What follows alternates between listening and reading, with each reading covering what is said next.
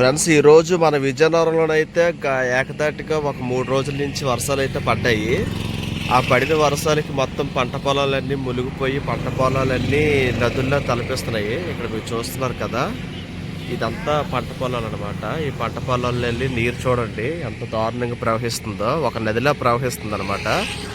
ఇది మనకు వచ్చేసి గొట్లం బైపాస్. మీకు ఎదురుగా అక్కడ కనిపిస్తుంది గొట్లం బైపాస్ అనమాట. అది ఈ స్ట్రైట్గా వెళ్ళిపోతే విజయనగరం అనమాట. ఇక్కడ విజయనగరం సిటీకి 5 కిలోమీటర్లు డిస్టెన్స్ ఉంటుంది ఇక్కడ నుంచి.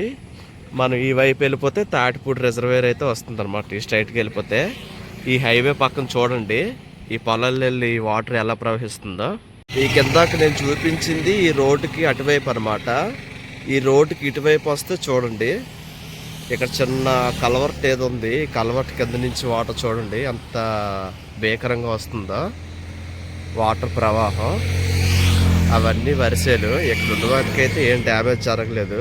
ఇక్కడైతే మునిగిపోయినట్టు, ఈ పంట అయితే పూర్తి మునిగిపోయింది. ఆ బ్యాక్ సైడ్ అయితే మాత్రం కొంచెం సేఫ్గానే ఉన్నాయి. ఇప్పుడు ఇది మొత్తం వచ్చేసి మనకి వైజాగ్ నుంచి రాయపూర్ వరకు ఎక్స్ప్రెస్ హైవే వేస్తున్నారు అనమాట.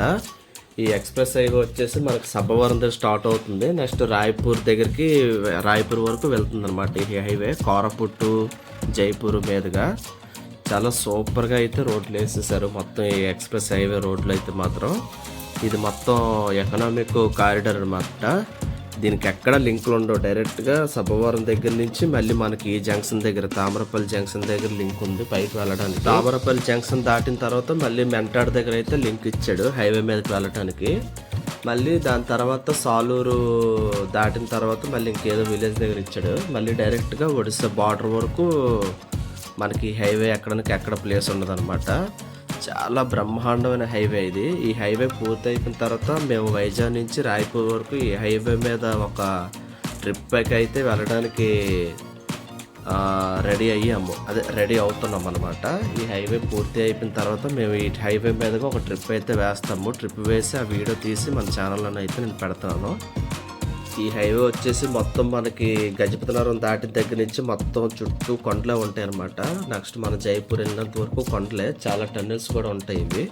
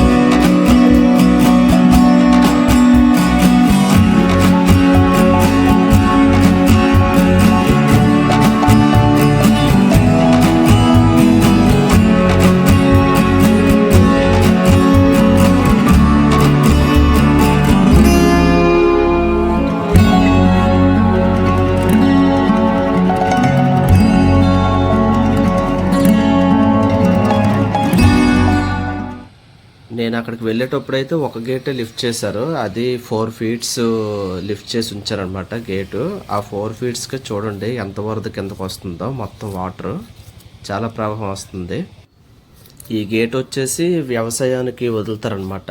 డ్యామ్ కింద నుంచి ఒక గేట్ ఉంటుందని, అంటే వ్యవసాయ పొలాలకు వదిలే గేట్ అనమాట ఇది. ఆ గేట్ దగ్గర ఇది కూడా ఒక 3 అడుగులో 4 అడుగులు ఎత్తి ఉంచారు. ఇది ఫ్లో గట్టిగానే వస్తుంది. డ్యామ్ కాలువ అనమాట ఇది, వ్యవసాయానికి వదిలే కాలువ.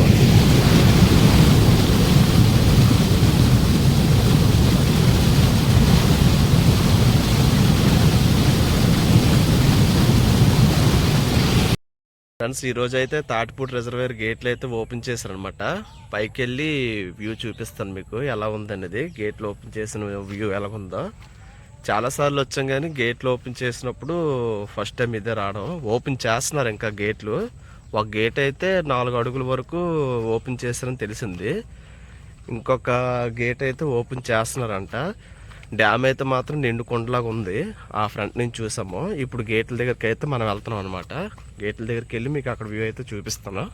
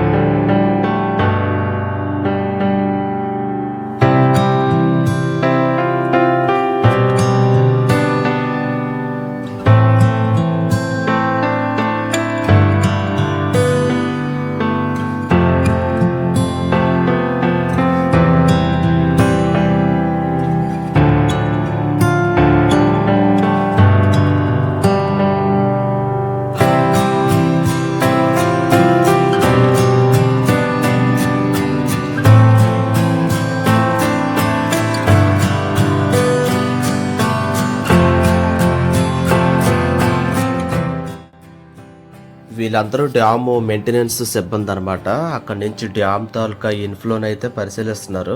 ఇన్ఫ్లో వచ్చిన దాన్ని బట్టి వాళ్ళు గేట్ని ఇంకా పైకి లిఫ్ట్ చేసి అవుట్ఫ్లోని అయితే వదులుతున్నారు అనమాట. మొత్తం డ్యామ్ అయితే 297 అడుగులకి మొత్తం 296 అడుగులు వాటర్ అయితే చేరుకుంది. ముందుకుంటే గేట్ని పైకి లిఫ్ట్ చేసి వాటర్ని అయితే వదులుతున్నారు. చాలామంది టూరిస్టులు అయితే వచ్చారు చూడటానికి.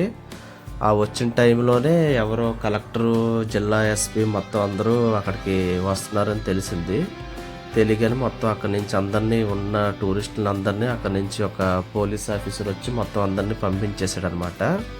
అంటే డ్యామ్ తాలూకా మెయింటెనెన్స్ సిబ్బంది అక్కడ వర్క్ ఎలా చేస్తున్నారు, వరద ఫ్లో ఎలా ఉంది ఏంటని పరిశీలించడానికి అయితే ఆఫీసర్స్ వచ్చినట్లు ఉన్నారు. అతను రాగానే మొత్తం అక్కడ అందరూ పంపించేశారు. నెక్స్ట్ ఆ డ్యామ్లో చూసారా ఎంత ప్లాస్టిక్ చెత్త ఎంత దారుణంగా ఉందంటే అంత దారుణంగా ఉంది.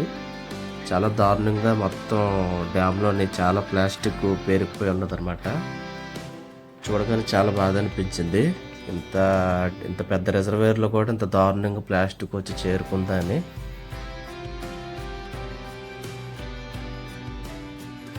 ఈ డ్యామ్కి ఇన్ఫ్లో పెరుగుతుందంట.